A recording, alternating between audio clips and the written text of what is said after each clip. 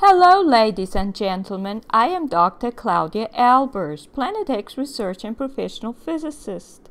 And today I'd like to bring to you another one of my articles. This one is entitled The Destroyer System, Planet X and the Oort Cloud.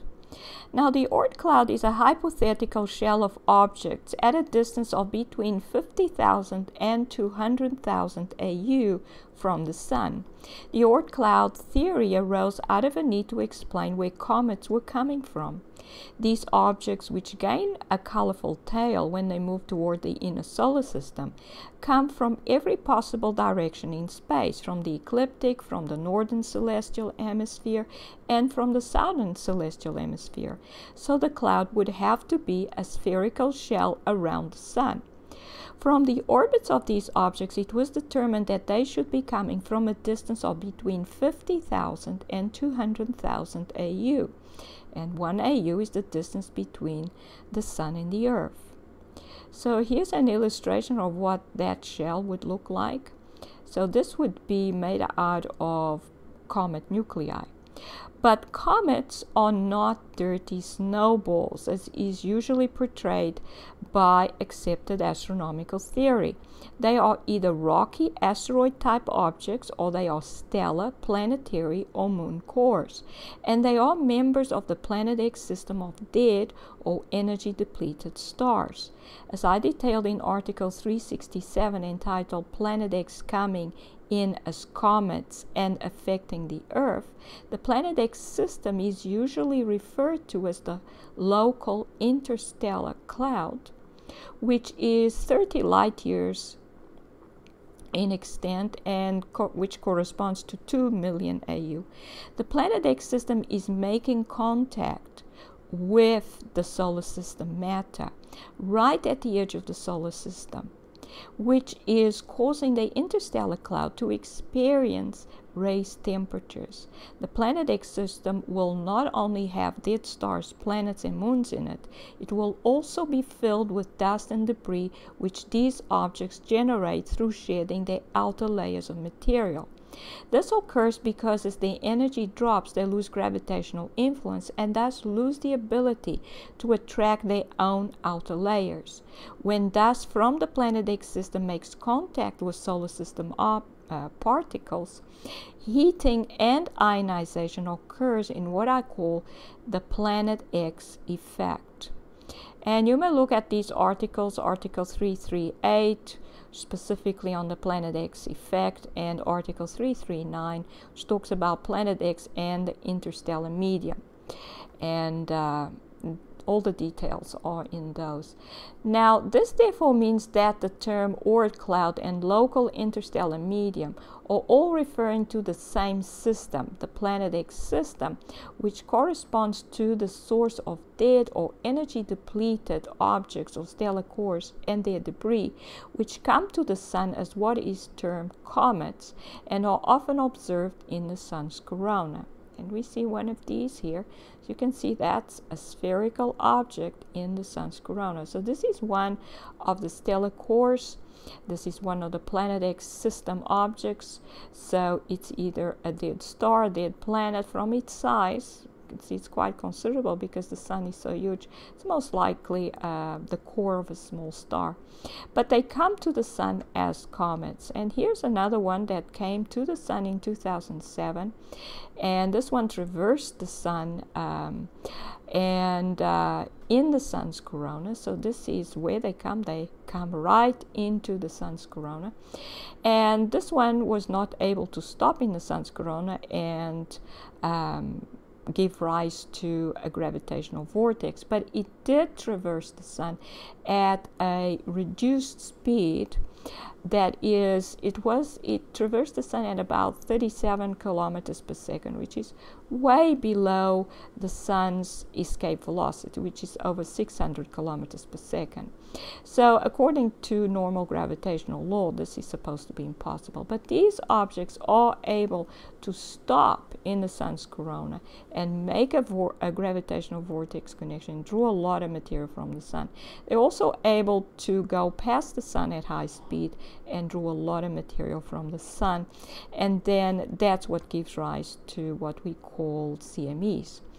Now, the Planet X system seems to be at least 10,000 times larger than the solar system and may thus have tens of thousands of old stars, which are now stellar cores, or what remains of what was once living stars, and the dead planets and moons which were part of these star systems. These objects will absorb energy from any object that has more energy than they do, and will thus destroy and assimilate any living star system which they encounter, and are thus in the process of destroying and assimilating the solar system, our star system. You may look at Article 244 entitled The Planet X System, Destroyer of Star Systems for more details. This means that another perhaps more apt name for the Planet X system is the Destroyer system. Now, the orbits which comets seem to have as they approach the sun has led to the realization that they may come from between 50,000 to 200,000 AU away. However, this is based on these objects obeying the known gravitational laws, which all solar system objects seem to obey. However, stellar cores, because they are depleted in energy, experience a much weaker gravitational interaction than solar system objects would at the same distance. And it seems that it is the electric interaction which brings them to the sun. And you may look at Article 184 entitled Stellar Core Evolution for details on that. This suggests that they may therefore come from a lot closer, which would agree with the Planet X system being as close as the edge of the solar system, or at 122 AU away from the sun.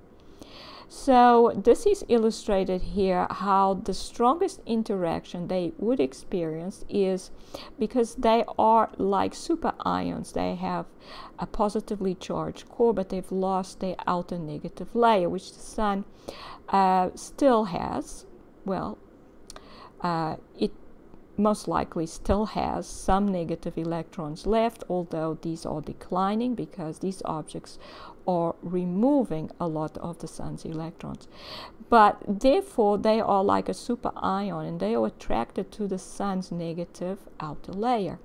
And so it is the electrostatic attraction between positive and negative charges that seems to bring them in towards the sun. The gravitational attraction between the two seems to be quite weak.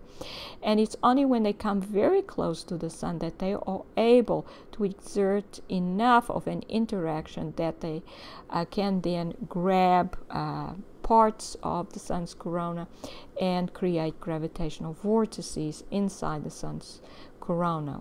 They have to actually go inside the sun's corona to be able to do that. Now here's the interstellar cloud, which is actually the Planet X system, which is about 30 light years in extent. So the solar system would be a tiny sphere inside that system. And the solar system has not been inside this cloud for very long, so possibly a few thousand years. Now, comets have been observed since around 3000 BC, which would mean that the solar system has been inside the Planet X system for at least 5,000 years. And that one of these objects was most likely responsible for the Great Flood. But comets used to be a very rare event. None would be visible from Earth for many years. And when they did appear, it used to frighten people who thought that disasters were associated with their appearance. But now at least 2 per year are visible with the naked eye. This indicates that the number of these objects coming into the solar system has grown exponentially in recent years. This has also occurred at the same time that the sun has weakened to the point that it may now not be emitting any visible light at all anymore. And you may look at Article 351 entitled The Sun is No Longer Shining for more details. This suggests that either the solar system has moved into a denser region of the Planet X system, or the Sun's increased weakness is allowing more and more stellar cores and their debris to enter the solar system. It could also be that both factors are valid. As the Sun weakens, it is likely that these objects will increasingly target the planets and small stars, and that is Jupiter and Saturn, in the solar system as sources of energy, which should then unleash increased destructive processes upon these solar system objects. The appearance of noctilucent clouds on Earth in 1850 signified that the destructive effect of the Planet X system, or destroyer system, on the Earth had entered a new level. This meant that stellar core dust was now reaching the Earth in large quantities, and that therefore the number of these objects inside the solar system had increased substantially. You may look at Article 271 for more details on that.